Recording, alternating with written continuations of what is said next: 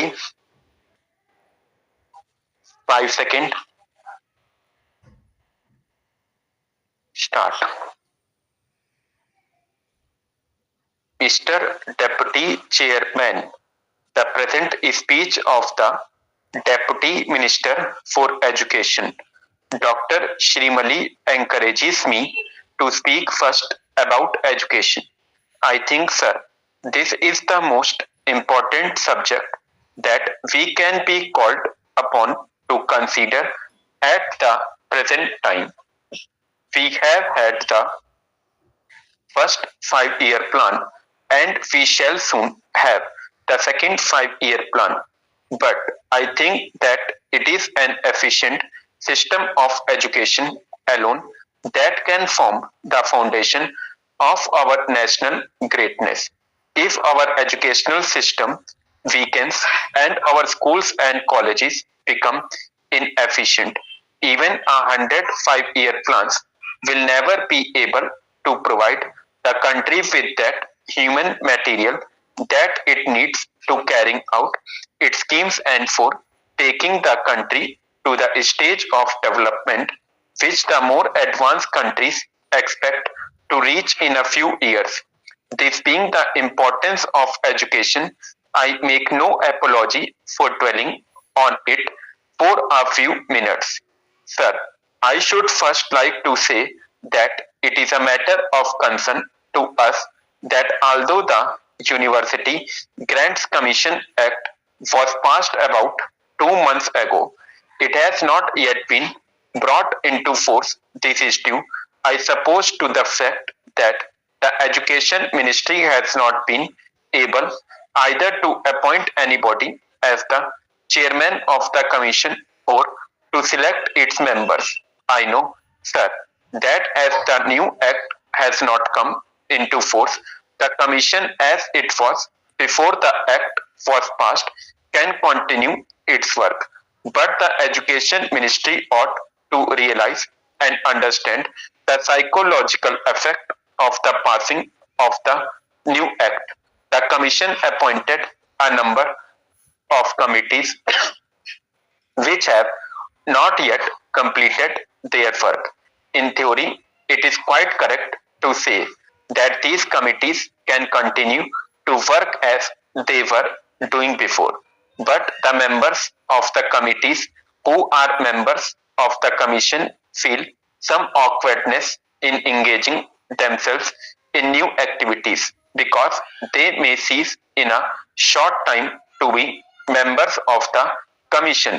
I hope, therefore, sir, that in view of the good work that the commission was doing and the powerful influence that it can exercise over the growth and development of university education, government will take early steps to appoint a chairman and to select the personnel of the commission who should be very eminent educationist. While speaking on university education, I should like to draw attention to another matter which is of the profoundest importance to the country. According to the Constitution, English is to be language of administration for 15 years. What the linguistic policy of the government of India will be in future will depend, I suppose, in part on the recommendations of the Language Commission.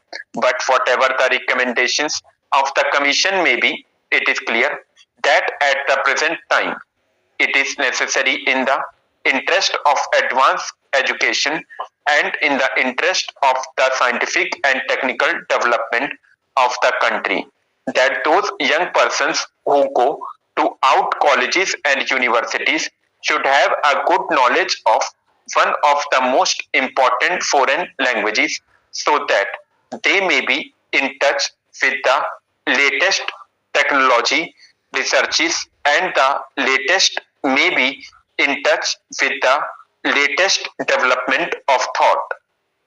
While students may be free in our country to study either English or French or German or any other language, considering the past history of the country, English provides us with the best means of acquiring the knowledge that I have already referred to.